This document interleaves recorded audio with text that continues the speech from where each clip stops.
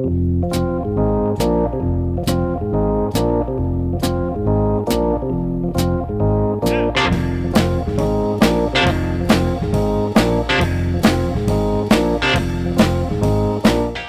to the Two Blokes Chatting radio show on 94.7 The Pulse. Music, interviews, news, and, well, Two Blokes Chatting. Now, here are the two blokes. Hey, it's 9 minutes past 10 o'clock, and we are very pleased to have on the telephone a gentleman called Paul Bindig, who is a keyboardist and a synthesizer player, but not just any synthesizer or keyboardist. He is one of the key members of a band called Echoes of Pink Floyd. Good morning and welcome to the Two Blokes Chatting radio show, Paul.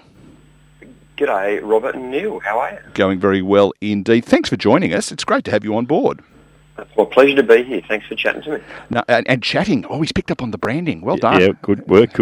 Hey, I've got an obvious question to ask, and Rob asked you a really dirty question off the road. I'm not even going to go there, but I don't mean dirty rude mean, folks. I mean dirty as in mean. The question I've got for you: you're setting up a tribute band or a covers band, if you will, and you have to choose the most complex, most difficult, most detailed band in the world. What were you thinking? Well, the only reason you do that is because you love the music. Yeah. You wouldn't do it for any other reason. You'd be mad, wouldn't you? So the band started back in 2009, and I wasn't part of it back then. That was our lead guitarist and our drummer, Dan and Jason, who kicked that off way back then. Opportunity came up in 2012 to audition for the band, and look, I've loved Pink Floyd since I was a teenager, and I thought, you know what? I'm probably not even good enough to be in this band, but I'll go and audition anyway and have a crack. And who knows? Moment of madness. They chose me. I'm very excited, and I've been touring around Australia with them ever since. So, yeah, definitely a love for the music. No question about that, Neil. Because I was thinking about this during the week. If ever I decide to start a tribute band, A, no one will come along, and B, I'm going to choose status quo because I only need to know 3 chords and 2 sets of words. Am I being harsh? Now who's being rude? I wasn't being rude to our guest. I wouldn't say harsh. No, it's probably less complex music, but nonetheless just as much fun. Status quo. Oh, well, very, very well played, sir. Because you've got a choice, I guess, doing what you do. You can be a tribute band and take the piss a little bit. You can be a tribute artist and have a reputation already. But you guys, to make it work, you really have to do it almost exactly, and as Neil pointed out, you picked a very difficult task. So as a musician, when you went to an audition thinking that you weren't up to the mark, have you improved a lot on the back of having to be brilliant? Yeah, well, so a couple of things there. Firstly, Rob, you're right. When Pink Floyd lovers, and I believe you're one of them, Pink Floyd lovers know what the music's supposed to sound like. Mm. And if you turn up into their town and say, hey, we're a Pink Floyd tribute, it's like, okay, well, you better actually play this stuff properly. And because the responsibility that you're tasked with is to bring back memories of wonderful times in people's lives. And as was outlined before, the music's complex, it's layered, there's a lot to it. Plus there's a lot of emotion that's being conveyed and some pretty big themes. So this is not a small responsibility. So when I did the audition, I spent a lot of time making sure, because they gave me sort of 5 songs to play. Spent a lot of time making sure I had them right, and that's just listening and programming your machines to make sure they sound the way they're supposed to sound, your keyboards. And then once I was in the band, it's like and no exaggeration, we actually worked this out the other day. We've spent like thousands of hours individually and collectively. We just get in the room and rehearse, and we're quite tough on each other, not in a rude way, but in a, hey, I don't think you've quite got that sound right, mate, or hang on, I haven't got this bit right. Does this actually happen on the album? And we really try and get it as close as you possibly can within the limitations of a live context to make sure it sounds as it should. Well, you're not going to read this out, so I will, because it would be, you might be perceived as being conceited if you read it out. I'm going to read out what the Bendigo Weekly said, Rob. This is what they said, and I quote, "The next best thing to a genuine Floyd experience." That's as good as you can get. Well, the next best thing, I mean, obviously, if we could whistle back to 94 when they did the Pulse concert. Yeah, okay, probably, and Pulse, interestingly enough. Probably Pink Floyd have got them covered. But apart from that, yeah, the next best thing. Yeah, well, that's good. So, Paul, in amongst these thousands of hours of work and getting it right, at the end of a concert, and you're getting that sort of accolade, do you just have those little quiet moments in the corner and, without being conceited, just go, wow, that was pretty good? Oh, look, you certainly do. I mean, at the end of every show we do, it's a feeling of, and look, let's be honest, it's like a football team going out there. You don't, some days go better than others. Like you might go, I made a mistake. I played that G note, a 16th of a bar sooner than I should have, or what have you. We were very tough on ourselves. But, at the end of a concert, we tend to get lovely, warm reactions from the audience. I mean, they're so, everywhere we've been in Australia, they're so kind to us. And, this will be our 4th time in Geelong too, so we're really looking forward to getting back there. But you do feel, you feel great at the end of a show. It's a combination of elation and oh wow, that went so well, and doing something that you love doing on stage with your friends and colleagues. And maybe it's like also getting off a roller coaster, a little bit of relief that we got through it. Because I think, if you look at Barnsey, he often says, as we're talking about Jimmy, not the man who just talked to us from the Geelong Advertiser, Barnsey, that other Barnsey, the one that was a cold chisel. He said, back in the early days, they would be booed off stage and people would start fights. If you're getting a warm reception from the audience, that says to me that they're not just being nice, that you actually are producing the goods. I would have thought the people who come along to see it would be diehard fans, and therefore you've got to deliver. Yeah, that's accurate. That's true. So we find that the people who come along to our show fall into 2 categories. Generally, it's the absolute diehard fans. And then sometimes they might bring along a friend who they want to introduce to the music, or a partner or family members. And either way, the expectations are high. So, yeah, you've got to get it right. And, you know what it's like these days, guys, with social media being the way it is. If someone feels you haven't done the right thing, they'll be pretty quick to tell you. And, you take that on board from the perspective it's coming from, and you always strive to be better and improve, like we all do in every endeavour of life that we love, I guess.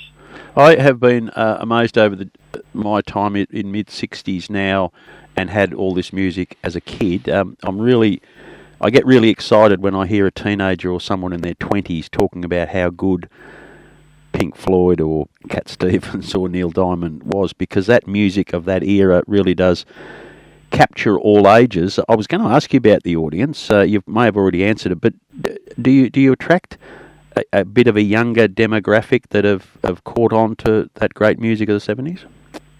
Yeah, so I'm exactly like you, Rob, in the sense that I love it when I hear young people. And for me, I define young as anyone under 30. Yeah, yep. When I hear young people talking about the music, and you've just mentioned 3 bands or 3 artists, I should say, that I love.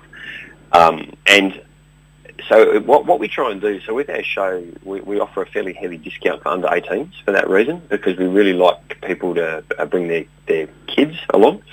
And it's always great to see younger people in the audience. Now, our main demographic would be your Gen X people and baby boomer people, because that's the era around when Pink Floyd were absolutely in their prime and sailing atop the charts with millions of album sales. But we certainly see that people will bring along, they'll bring along, younger family members, and we're starting to see more and more young people coming to shows. I believe I don't know, this is just my opinion, but it feels like there's a resurgence of appreciation for some of that classic music amongst the younger generation, who are keen to, I guess, explore influences of where some of the modern artists come from now. Yeah, there's a lot of, we've got covers on today, and we're having discussions about what is a good cover. Someone will grab hold of a great song and do it completely differently. There's a hell of a risk to do that. Sometimes it works really well, but for all the reasons you've discussed, I don't know that you can do that with Pink Floyd, because it was such a brilliant band, such an influential band. To go off chart, if you like, with what they produced would just be almost disrespectful, wouldn't it? Well, that's certainly how we feel. So the promise we make when you buy a ticket to our show is that we are going to attempt to give you something that you remember and that you love. So it would be wrong of us to go, oh yeah, I like David Gilmour's guitar solo there, but I reckon I could do it better. A, no, you can't. B, it's not what people. That's not what people are signing up for when they come to our show. So we unashamedly are paying tribute and respect to the music. So we try and do it as close to the album versions as we can, again within the limitations put in front of us. But yeah, you're right. It wouldn't feel right for us to change it. One of the 3 best live albums I have in my collection is the aforementioned Pink Floyd Pulse, recorded in 1994, with the amazing voice of Sam Brown on the background. If you better stop, before you that Sam Brown. She does all the knock yourself out with that. If you can get hold of her to do some backing vocals for you, that would be a really good thing. But I think you look at that album and. On CD, it's great, but when you see the video of it, it's just mind-blowing because it's all about lights and videos and all sorts of stuff. Have you got that gear going as well, or is it just purely music? Yeah, so no, we do definitely have a complimentary light show because, as you correctly pointed out, a Pink Floyd concert is more than just music. It's a visual experience, and as you guys know, Pink Floyd were pioneers in that regard. Interesting, you mentioned the Sam Brown thing, which I'll come back to. But yes, so we have some large video projections up on the screen to complement the music, just as Pink Floyd pioneered doing back in the 70s. And we also make sure there's a really nice light show as well. So we're highlighting the right moments of the show at the right time and trying to recreate that experience. But if I may. Look, Sam Brown was obviously an amazing vocalist, and we're really pleased to say that we are going to be taking an amazing female vocalist to our show in Geelong. So the audiences can definitely watch out for that one, and they will be blown away. Excellent. We are going to tell people when that's on in a minute, but we want to talk to you, and we'll do the whole plug of when you're on, because it's not just we have people listening in other places as well. We'll give a bit of a rundown on where you're going to be over the next few weeks. It seems like you've been fantastic. Lucky Star. You should do a tribute at the start by playing "I've Been Everywhere, Man." I've got a list of all the dates in front of us here. So how long has this is presumably a show? It's called A Journey Through Time, as I remember. Am I right there? That's correct, yeah. And so presumably you are rolling out pretty much the same show at all these venues. How long, have you been doing that? And before that, how long did it take you to get it right before you go, you know what, we are going to be on stage at the Wedge in Sale, so we better get this right? Yeah. So look, the way we do it is every show we create has a 2-year lifespan. Right. And that's because it takes us 2 years to get around Australia to all the places that we play. So we try and get to every state, give all the people in Australia a chance to listen to the music. And so that's about a 2-year process in bouncing around the country. So the Journey Through Time show that we're going to be rolling out, or that we are rolling out at the moment, started at the start of last year. And we got quite a few shows away, and then we had to have a bit of a break due to COVID, and we then had to reschedule a few shows, and so we're playing the rest of them this year. And then at the end of this year, we'll have time off. We'll take about 3 months off, and we'll get back into the workshop, and we'll create a brand new show, which we've just announced actually, and that will then roll out for another 2 years around Australia. So that's how it works. So we'll spend months in rehearsal to build a new show. And, there will be some songs that will be in both. Each time we do a new show, there'll be some songs you always play. You're always going to play Wish You Were Here. You're always going to play Comfortably Numb, songs like that. But there'll be others that, depending on the theme of the show, we'll move in and out depending on that. So, lots of hours of practice and rehearsal. The Journey Through Time theme that we're doing at the moment is designed to take audiences all over Pink Floyd's really storied history. So, you talked about the more modern 90s Pink Floyd, which was celebrated in Pulse, so we've got a bit of that, but then we've got some stuff back from the 60s as well. So we're really trying to show people all the elements of Pink Floyd's career in a highlights sort of package, if you like. Because I think a lot of people assume that the very first album that Pink Floyd had was Dark Side of the Moon in 1973. But you go back to the early days, with the Syd Barrett influences and all that kind of stuff. There was a heap done, wasn't there, before Dark Side of the Moon? Yeah, exactly right. So as you guys know, Dark Side of the Moon was far from their first album, but it was the album that changed everything for them. So that's the album that shot them from being a pretty successful, well-known band, primarily in the UK, to a global sensation because of the quality of that album.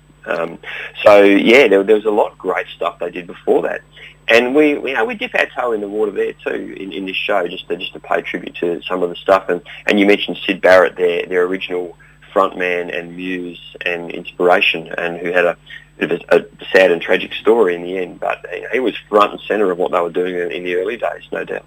Had been described by some as a crazy diamond, I'm led to believe. Yeah. A crazy diamond. He is the subject of Shine On, You Crazy Diamond. I think I want that on my tombstone. Shine On, You Crazy Diamond. I reckon that's the go, isn't it? Would that be a bit, ostentatious? Is he? Hey, Paul, we know from listening to you that you put a lot of time and effort into making this right, but do you get a chance to go off and do other things musically to break away from the intensity required to do a show like this, or even just sit in the corner and listen to other types of music to get a different perspective? Who are your other bits leaning towards? Yeah, certainly. So, like a lot of musicians, you will often have more than one project on the go. This is certainly the primary one, though. This is the one that takes up all of my heart, soul, emotion, energy. This is. But yeah, look, I also play in a couple of other bands. One is just a party band. We play 80s covers and that sort of thing, and another is a Faith No More tribute. We play around Adelaide. And from a personal listening point of view, I try and take time out to just listen to all sorts of stuff, and I'm always listening to the old songs. Rob, you mentioned before Cat Stevens and Neil Diamond. I love that sort of music. I also try and keep up to date with what's going on with some of the newer bands and things. Went out the other night and saw a guitarist by the name of Pliny, who's touring around at the moment. Only a young guy, a young band, but fabulous musicians and playing really complicated music. So yeah, you do try and just absorb different things, which I think keeps you young, right? Always learning about new stuff and keeping your mind open to new experiences and ideas. That's where we're failing, Rob. We're not keeping young. And Rob mentioned, and I think you mentioned also, Paul, about the fact that it's just a bit like a football team. You come off at the end, and so on a Monday morning, do you quote listen to the tape unquote? Do you go in there and go, do you listen back to echoes of Pink Floyd, or do you go, no, we've been through that, I was there, and you don't really need to? No. You've absolutely hit the nail on the head. So it's exactly like a football team going through a review on a Monday or a Tuesday, and you're really upfront about that. You're honest about this worked really well. Here's something we could try differently, and we have very mumuch the same culture in our band. So we will record ourselves, sometimes video ourselves, watch back what we're seeing. If we and again, just like a football team, what worked well, what could we do differently? Okay, did we tried this? Did that work as well as we thought it would? Because at the end of the day, you want to deliver something that is wonderful for your audience. And if you start to go, oh no, it's right, we've done this before, we're cool. Well, I think you're kidding yourself, and B, you're shortchanging your audience. So it's important to set high standards for yourself in anything you do, right? Just like a radio station has ratings to make sure that people are listening. It's important to understand how you're being measured and that you're delivering what's expected.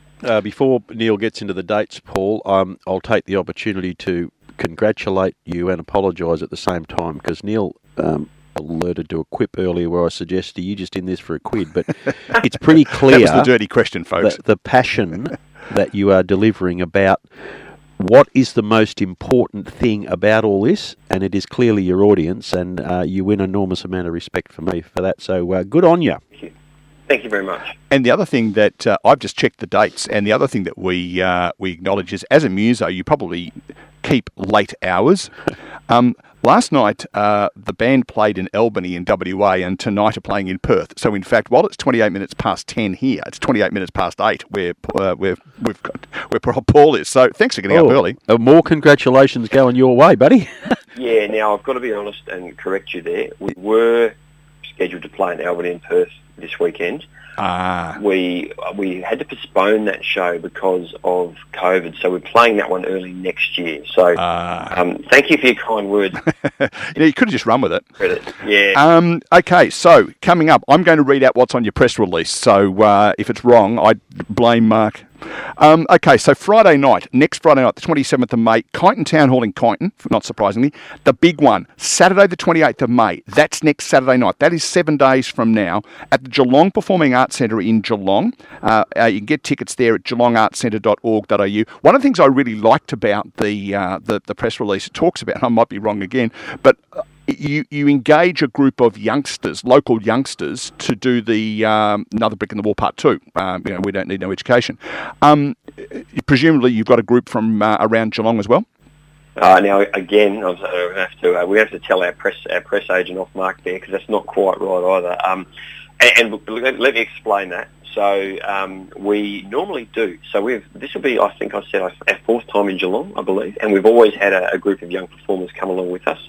Again, COVID caught us out there a little bit, and it was a bit hard to organise the kids this time around for that particular show. But we normally do, and we hope to be able to bring them back next time. But yeah, we normally liaise with a local performing arts group, and we always do it. We always make sure it's someone from the local community. But yeah, I'm sorry that we let you astray there. I'm just working. Well, what I'm about to read could be complete other bollocks, but that's okay. We've got... Don't be like that. Come on, lift your game. In early June, we've got Mackay and Townsville. We've got July, we've got Springwood, New South Wales, Nowra and Wangaratta and Bendigo.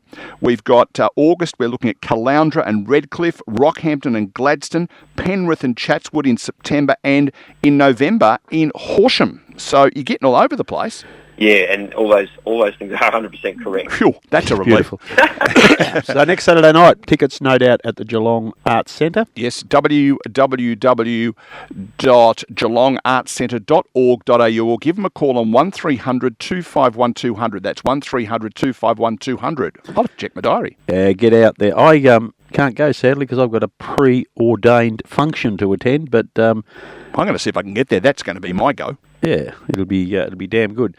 Paul, good luck. Congratulations on what you do. And again, I just admire the passion that oozes out of your commentary about why you're doing what you're doing. That's good. Yeah, thanks, Rob and Neil. I've really appreciated the time you blokes have been chatting to me, and it's good to turn two blokes chatting to three blokes chatting just for a few minutes. So. No, absolutely, and well played on the branding. Yeah, good work. He's doing very well. We're gonna isolate that bit. This man knows marketing, don't you worry, as well as keyboards. Paul Bindig from the keyboard and member of the Echoes of Pink Floyd. Great to have you on the Two Blokes Chatting, and all the very best for the tour. Thanks, gentlemen. Cheers, mate.